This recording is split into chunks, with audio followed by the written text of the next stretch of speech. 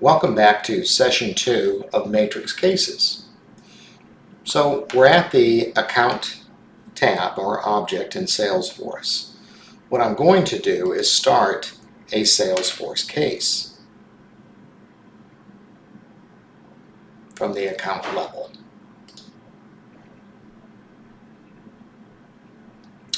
So I have my case reason, my origin of how it came in.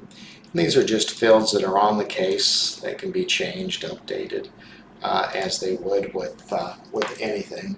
And here, I'm just going to go through a hot swap.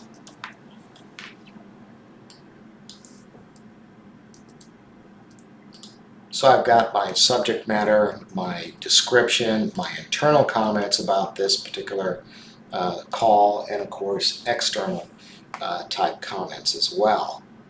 Here I have a contact name, the customer, and the customer contact name that I can assign to this particular account.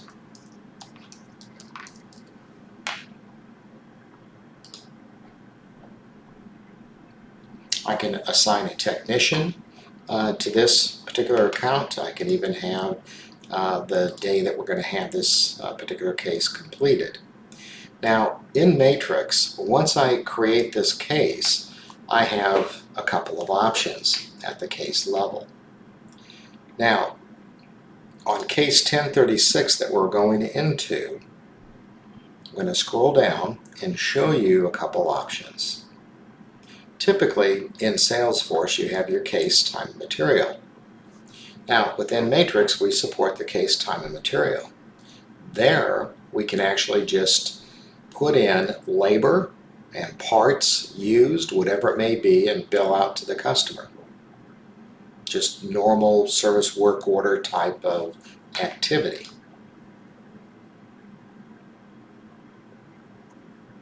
Okay, so this would be the best thing here.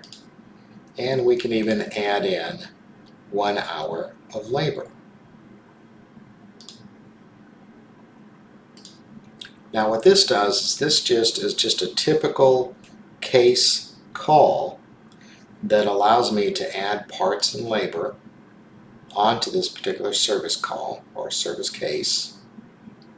And then from there, I am able to close this case out with those case items. And if it's billable, bill the actual customer via the Matrix sales order.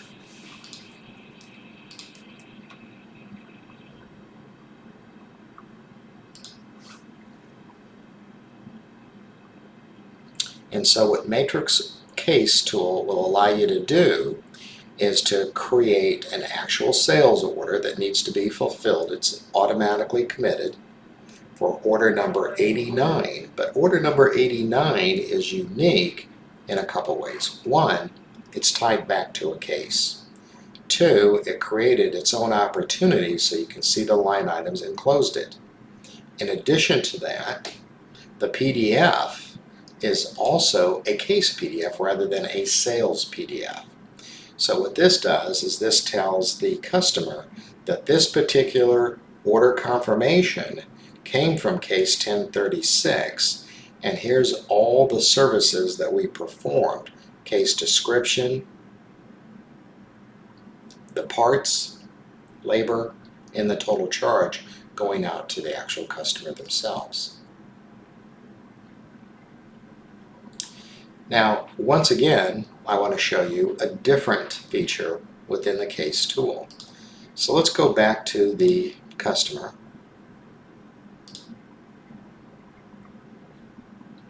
And let's start another case.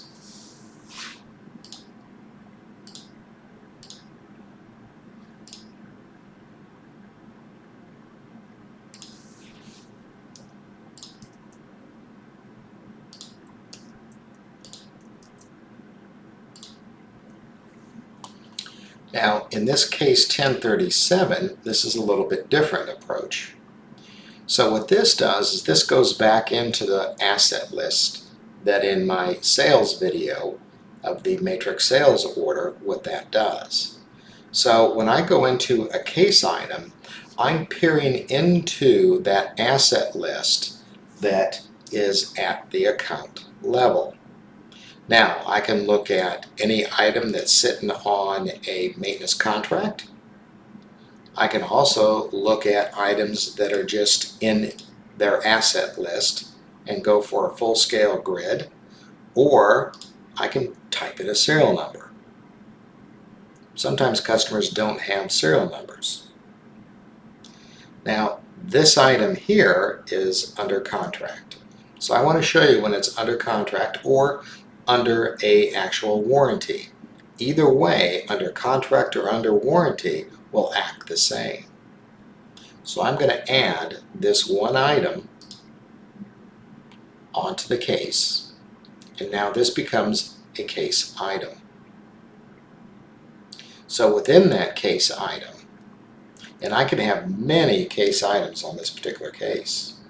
So what I'm going to do is I'm going to go into the actual case item, and it is there that I'm going to add in my time and material, again, now related specifically to that one item on that case. So each case item could have its own parts and labor associated to it.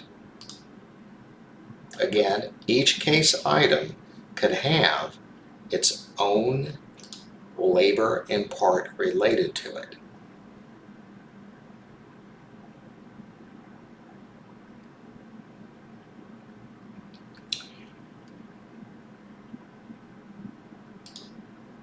So now on my case and case item, you will see the listing of those items.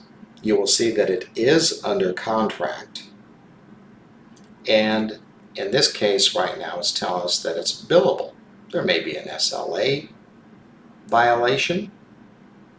Could be anything. Okay, so here's my labor and the product that I'm hot swapping. Now that I'm sitting on this case, it's like, well, if I send this to my customer, I also need to give them an RMA to get items back. So I come over here and I click on my RMA.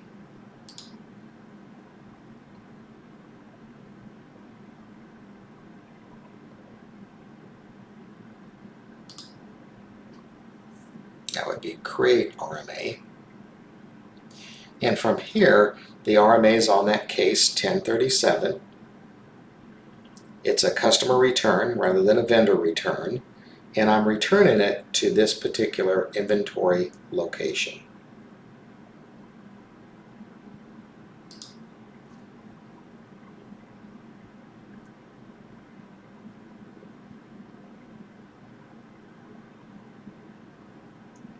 Now from here I can go in and pick a classified or a classified reason why we're returning this item and select the item, and if there's many I can select all of them at once. And right now it's dead on arrival. On this RMA interface I could have many line items and each line item could be different.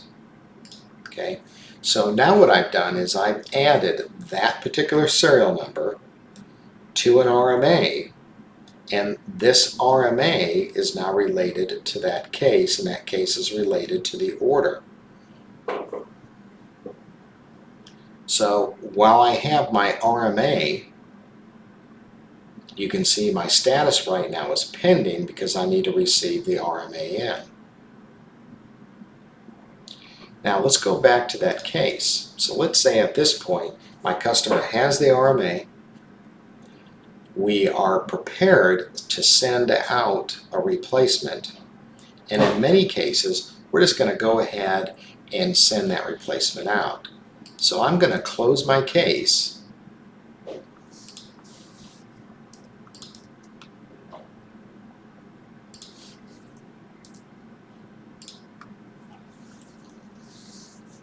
and once again what I'm going to do now is I'm going to generate a new order that goes out to the customer at $0 because it's just a replacement. It was dead on arrival, so we're going to give them a hot swap.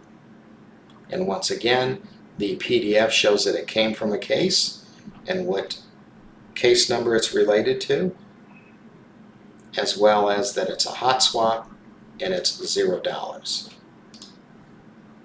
And so that's at the new order 90. And once again, that new order 90 is related back to the actual case that we're on. So now that we're sitting at this case, we have the RMA that's still in an open status. So my receiving dock is waiting to get this product back. So once that product is shipped in, I move my line item from a pending status to a received status, or in quarantine as it states in Matrix, because now that I brought it in, I need to receive it in, put it into a quarantine status until I disposition this particular item.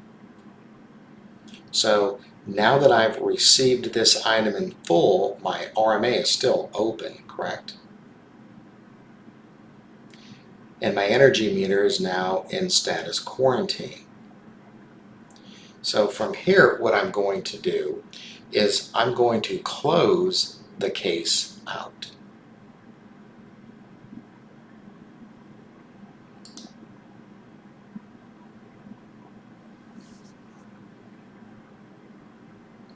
So now what I have is I have the item that's coming in, and right now one of the dispositions of many are returned to customer repaired, but in this case we did a hot swap. So now that we know that the product's in, it is bad, it needs to be repaired, we're going to go ahead and move that to a different location, and we're going to select a location through a pop-up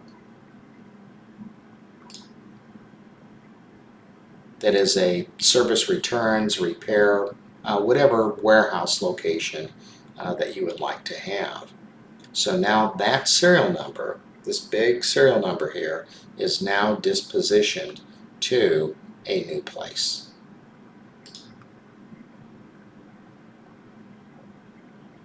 And that would be the repair facility. So everything we do tracks all the way back to that customer account. So that serial number is no longer part of the asset list at the customer level. It's now gone. And that was the part number that was rather, or serial number that was rather large. So it's now removed from the asset list. It's now over in the inventory location, service case returns, and that's where that big serial number sits.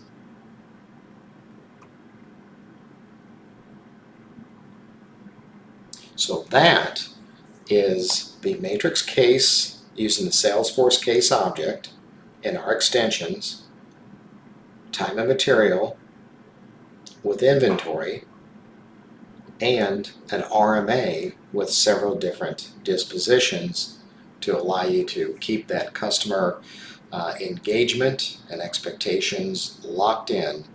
And it's just a really nice flow with the sales side of the product or products. So thanks again for checking out Matrix Service Work Orders with Cases.